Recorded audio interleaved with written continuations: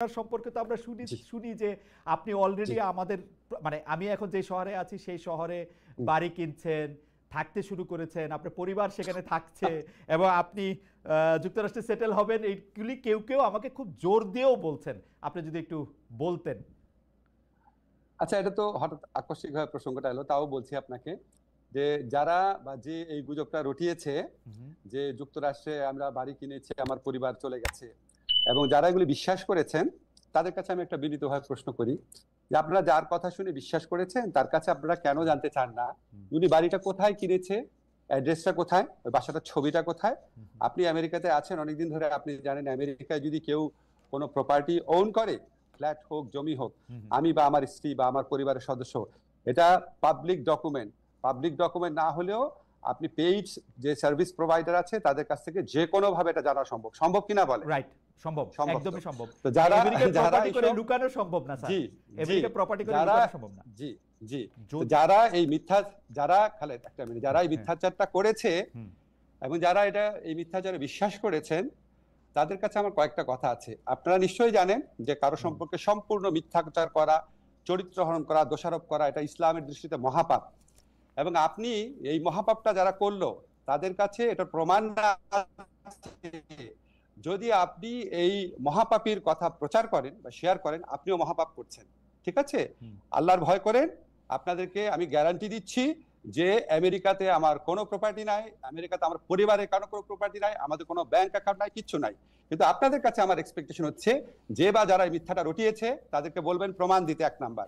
2 number হচ্ছে বাংলাদেশে তো আমার বাচ্চারা স্কুলে পড়ে, ঠিক হুম, আছে, সেই স্কুলে যারা সহপাঠী আছে, টিচার আছে, তারপর আমার স্ত্রী এক জায়গায় অত্যন্ত প্রসিদ্ধ একটা জায়গায় 6 বছর যাবত ইকোনমিস্ট হিসেবে কাজ করে, উনি বিভিন্ন ইকোনমিক মানে কনফারেন্সে যান, এখানে কারো না কারো কাছ থেকে তো জানা একটা সোর্স লাগবে, কাউকে না কাউকে বলতে, কারো কাছ থেকে যদি না শুনে, কেউই বললো না, আমার ওয়াইফের কলিগ, আমার বাচ্চার স্কুলের টিচার, আমার কলিগ, আমার প্রতিবেশী, কারো কোনো সূত্র উল্লেখ না করে, হুম, বাসার অ্যাড্রেস না দিয়ে, দলিল না দিয়ে, কোনো সাক্ষ্য প্রমাণ ছাড়া একটা মানুষ একটা কথা বলে আপনি এটা বিশ্বাস করলেন?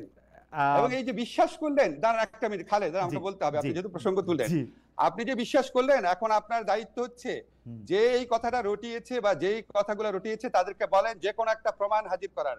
যদি সে প্রমাণ হাজির করতে না পারে বা তারা যদি প্রমাণ হাজির করতে না পারে, তাহলে তাদের কোনো কথা বিশ্বাস করবেন না।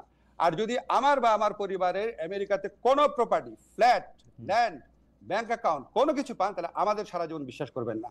বাংলাদেশে যত অনুসন্ধানী বিরাট সাংবাদিক আছে, বি- আমেরিকাতে যত অনুসন্ধানী সাংবাদিক আছে, সবার কাছে চ্যালেঞ্জ ছুড়ে দিলাম, এই মিথ্যাবাদী এর পরিচয়, এর মিথ্যাচারের মুখোশ উন্মোচন করেন।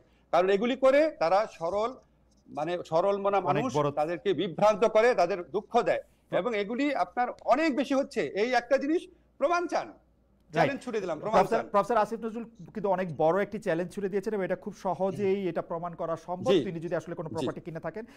প্রফেসর আসিফ জি নজরুল, আসলে আমরা অনেকগুলি বিষয় নিয়ে আজকে কথা বলতে হবে। আপনাকে আমরা পেয়েছি সেজন্য, আবার একটু দেরিও হয়েছে সেজন্য অনেকগুলি বিষয় নিয়ে কথা বলতে হবে। আমি যেহেতু প্রসঙ্গটা উঠলো, অনেকে বলছে যে আপনি আহ, সবার আগে বোধহয় আপনি এই কথাটি তুলেছিলেন যে যারা রাষ্ট্রীয় ক্ষমতায় বা দায়িত্বে থাকে তাদের সম্পদের হিসাব দেওয়া উচিত। আপনি কি আপনার সম্পদের হিসাবও দিবেন কিনা একবার এই জি কথাগুলি একটু বলে ফেলা। আরেকটি কথা হচ্ছে যে অনেকে জি বলছেন যে আপনারা এই সরকারের উপদেষ্টারা নাকি খুব ট্রাভেল হ্যাপি, আপনারা অনেক সফর সঙ্গী নিয়ে বিদেশে যান। বিশেষ করে ডক্টর মোহাম্মদ ইউনূসকে বলা হচ্ছে যে 11বার তিনি বিদেশে গিয়েছেন। আপনার ক্ষেত্রেও এরকম বলা হয় যে আপনি যেহেতু ডক্টর মোহাম্মদ ইউনূসের খুব ঘনিষ্ঠ, সেহেতু আপনিও এইটার জবাব দিবেন কিনা যে আপনি যে যখন বিদেশে যান তখন বিরাট একটা প্রতিনিধি দল নিয়ে সঙ্গে আচ্ছা, নিয়ে যান কিনা এবং সম্পদের হিসাবটা আপনি দিবেন কিনা। খুব সংক্ষেপে যদি এই আমাদের, দুটো বিষয় একটু বলে দিতেন। হ্যাঁ জি, না আমি আরো আরো বলবো আপনাকে। জি, আমাদের সবার সম্পত্তির হিসাব ক্যাবিনেট ডিভিশনে দেওয়া আছে। আমি মনে করি তাদের এটা অবিলম্বে প্রকাশ করা উচিত, আমরা এটা প্রকাশ হুম, করার জন্যই দিয়েছি হুম, প্রত্যেক উপদেষ্টা। হুম, সেকেন্ড হচ্ছে বিদেশ সফরের ক্ষেত্রে আমার জবাব আমি দিব।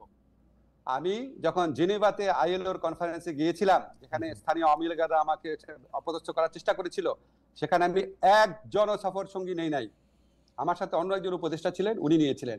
আমি আমার পিএস, আমার মন্ত্রণালয়ের একটা মানুষকেও নেই নাই। হুম, ঠিক আছে, আমি যখন বিদেশে যাই তখন আমার মন্ত্রণালয়ের সর্বোচ্চ 2 জন লোক গিয়েছিল আমার সাথে, এক্সট্রা 2 জন লোক হুম, একটা সফরই। সেটা হচ্ছে ওখান থেকে আমন্ত্রণ করা হয়েছিল দেখে। আমি যে সফরগুলোতে গিয়েছিলাম, একটা হচ্ছে আইএলওতে জবাবদিহি করার জন্য বাংলাদেশের জন্য, আর একটা হচ্ছে আবার গিয়েছিলাম হিউম্যান রাইটস কাউন্সিলে বাংলাদেশের পক্ষ থেকে জবাব দেওয়ার জন্য। এটা আমার ম্যান্ডেটরি। আমি সৌদি আরবে গিয়েছিলাম বাংলাদেশের শ্রম বাজার নিয়ে আলোচনা করার জন্য, আর একটা গিয়েছিলাম তাদের কনফারেন্সে তাদের অতিথি হয়ে, যেখানে 2জন সৌদি মন্ত্রী সহ আমাকে স্টেজে তারা অনেক সম্মান করিয়ে করেছে। এবং এটা যেটার কারণে বলে রাখি আপনাকে প্রসঙ্গত, সৌদি আরবে 2বার যাওয়ার কারণে বাংলাদেশের সাথে সৌদি আরবের প্রথম শ্রম বা কর্মসংস্থানের এগ্রিমেন্ট হতে যাচ্ছে, যেটা ইন্ডিয়া পাকিস্তানের সাথেও নাই।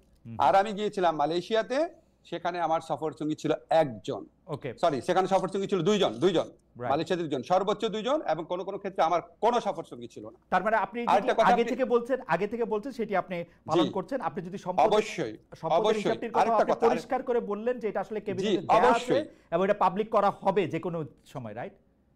অবশ্যই। আরেকটা কথা বলি, আরেকটা কথা আমি বলতাম, এখন চট করে মনে করতে পারছি, সেটা হচ্ছে বিদেশি চিকিৎসা নেব না। আমাদের কেউ বিদেশি চিকিৎসা নেয় নাই। আমার ব্যক্তিগত, আমার এবং আমার পরিবার, আমি উপদেষ্টা হওয়ার পর চিকিৎসা নিয়েছে হচ্ছে পিজি হসপিটাল, যেটা এখন বাংলাদেশ হসপিটাল নামে পরিচিত, যেখানে সাধারণ রোগীরা দেখায়, সেভাবে দেখিয়েছি। ইবনে সিনাতে দেখিয়েছি, সারা জীবন যেই হসপিটালে দেখাতাম সেখানেই দেখিয়েছি। কোনোদিন বাইরে যাওয়া তো দূরের কথা, বাইরের ওষুধ পর্যন্ত খাই নাই। ওকে, প্রফেসর নজরুল, আমরা একদম এর পরের যে আবার প্রসঙ্গটি যেতে চাই সেটি আবার লন্ডনে প্রফেসর ডক্টর মোহাম্মদ ইউনূস আমাদেরকে মানে একটা প্রশ্নের জবাবে উনি এরকম সংস্কারের বিষয়টি কেন নির্বাচিত প্রতিনিধিদের কাছে ছাড়ছেন না বা ছাড়া হইতেছে না, এরকম একটা প্রশ্নের জবাবের এক পর্যায়ে তিনি বলছেন ভোটাররা আসলে কার কি বক্তব্য আছে, কি আছে সেগুলি জানতে চায় না, তারা শুধু বুঝতে চায় কে তাকে বেশি টাকা দেবে তাকেই ভোটটা দেয়। স্যার, আপনি এইটা দেখছেন কিনা যে এইটা কিন্তু আসলে সত্যি সত্যি ডক্টর মোহাম্মদ ইউনূস বলছে? টু মাই আটার সারপ্রাইজ। আপনার মন্তব্য একটু শুনতে চাই। না, এটার মধ্যে আমি একটু যোগ করে রাখি স্যার, যে আমার কাছে মনে হয় কিন্তু তিনি মিথ্যা বলেন নাই, কিন্তু কথাটা একটু হাসিনা-এস্ক হয়েছে, শেখ হাসিনার মতো হয়েছে। না, আমি আপনাকে বলি, স্যারের কথাটা সীমিত ক্ষেত্রে সত্যি, কোন কোন ভোটারের ক্ষেত্রে এটা সত্যি, কিন্তু সিংহভাগ ভোটারের ক্ষেত্রে এটা সত্যি না। যদি শুধু টাকা দিয়েই ভোট কেনা যেত, তাহলে তো আওয়ামী লীগ আপনার 2018 সনে কিনেই ভোট করতে পারতো, এই রাতের ভোট তো করতে হতো না। যদি টাকা দিয়েই ভোট করা যেত, তাহলে তো 2014 আর 2024 এই নির্বাচনী নাটক আওয়ামী লীগকে করতে হতো না, কারণ কে না জানে সবচেয়ে বেশি টাকা আওয়ামী লীগের হাতে আছে। স্যার তো সীমিত ক্ষেত্রে বলেছে, সীমিত ক্ষেত্রে কোনো কোনো ভোটারকে হয়তো করা যায়, ভোট ব্যাংক আছে আমাদের এখানে, আপনি জানেন যে সত্যি, সেটাকে হয়তো একটু স্যার জেনারেলাইজ করে ফেলেছে, এটা হয়তো একটুখানি আপনার কনফিউশনে তৈরি করেছে। আরেকটি বিষয় আপনার সাথে নামের সাথে জড়িত, কিন্তু আমি বিষয়টাকে আরেকটু অন্যভাবে প্রশ্ন করতে চাই। আমরা দেখেছি যে গত সরকার ক্ষমতাচ্যুত হওয়ার পরে আমরা ভারতের সাথে বিভিন্ন বিষয়ের যে চুক্তিগুলি রয়েছে সেই চুক্তিগুলি জনসমক্ষে আসবে, সেটা আমরা চেয়েছিলাম, অনেকে চেয়েছিল যে সেই চুক্তিগুলি বাতিলও করা হবে, কিন্তু সেই চুক্তিগুলি বাতিল করা হয়েছে বলে একটিও আমি শুনি নাই, জনসমক্ষেও আসে না। এটার কারণ কি? অনেকে বলে থাকেন এর জন্য নাকি আপনি একজন নিয়ামক, কারণ আপনি ভারতের একজন পরীক্ষিত বন্ধু। আমি স্যার আপনাকে দালাল শব্দটি বলতে পারলাম না, কিন্তু অনেকে এটাও বলে। যাই হোক খালেদ, আমি আপনাকে জিজ্ঞেস করি, আপনি কি 15 বছর এই কথাটা শুনেছেন যে আমি পাকিস্তানের দালাল, আমি পাকিস্তানপন্থী, আমি আইএসআই এর এজেন্ট? প্রচন্ড ভাবে শুনেছেন না? আমি রাজাকার, ছাত্রলীগ মিছিল করেছে আমাকে ধাওয়া করে পাকিস্তানে পাঠিয়ে দিবে, অনেকবার তো শুনেছেন অনেক কিছু। হ্যাঁ, তো এখন বললাম যে এটা তো আপনার কিছু মানুষ এত সরল প্রকৃতি, তাদের কোনো একটা মানুষ অন্য একটা কিছু বললো সাথে সাথে বিশ্বাস করা শুরু করে, আমাদের বৈশিষ্ট্য। কিন্তু বাংলাদেশের ম্যাক্সিমাম মানুষের বুদ্ধিমত্তা অত্যন্ত প্রখর, তারা এইসব প্রচারণায় কান দেয় না। আপনার নিশ্চয়ই মনে আছে, আমি ক্ষমতাসীন হওয়ার পর আমাদের এই সরকার দায়িত্বে আসার পর, আমার দায়িত্বে আসার পর ভারতীয় পত্রপত্রিকায় বরং আমাকে নিয়ে অপপ্রচার করা হয়েছে, যে লস্করে তৈয়বা জিনিসটা সম্পূর্ণ অপপ্রচার, কি জঘন্য অপপ্রচার করা হয়েছে। তো এটা আপনার এতই হাস্যকর। এখন আপনার মাঝে মাঝে আমাকে ধরেন লোকজন বলে কি, ভাই আপনি এগুলি প্রশ্ন উত্তর দেন না কেন? খালেদ, আমাকে একটা সেকেন্ড বলতে দিন। দেখেন, আপনি যখন রাস্তাঘাটে হাঁটবেন, আপনি মাঝে মাঝে কিছু ভিখারিকে দেখেন না, ময়লা হাতে নিয়ে হাঁটে, থুতু মারে লোককে, ময়লা ছুঁড়ে মারে, আপনি কি তাকে কনফ্রন্ট করতে যান নাকি আপনি একটু মানে একটু দূরে দূরে সরে থাকেন? তো এই সমস্ত কথাবার্তা যারা বলে তাদেরকে আমি ওই ধরনের আবর্জনা ছুঁড়ে মারা, যে নোংরা যা থাকা, যে আপনার যে লোক আছে রাস্তার মধ্যে, মানে আমার কাছে মনে হয় কি, যে বাংলাদেশের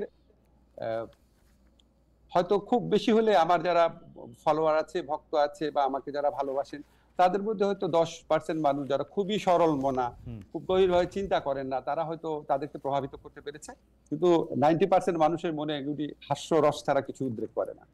আর ভারতের সাথে চুক্তি, আপনাকে আমি বলি এটা অবশ্যই প্রকাশ করা উচিত।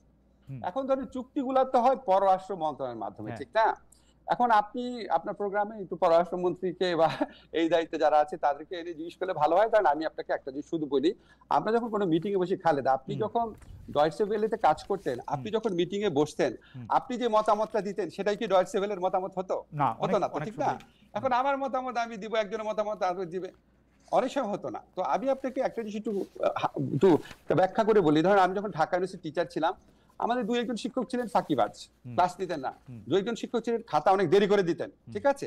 তো এটা কিন্তু আমরা একাডেমিক কমিটি মিটিং এ প্রতিবারই সবচেয়ে বেশি এগুলি নিয়ে আমি সোচ্চার ছিলাম, কিন্তু আলটিমেটলি দেখা যেত ডিসিশন হতো না। কেউ কেউ বলতো থাক, এত করা হওয়ার কি দরকার, থাক, আমাদের ডিপার্টমেন্টে বদনাম হবে, থাক, এরকম করে কোনো ব্যবস্থাই নেওয়া হতো না। কিন্তু আমি তো বলে যেতাম, এখন ব্যবস্থা যে নেওয়া হতো যে না, আমার ডিপার্টমেন্টে কোনো ফল্টের জন্য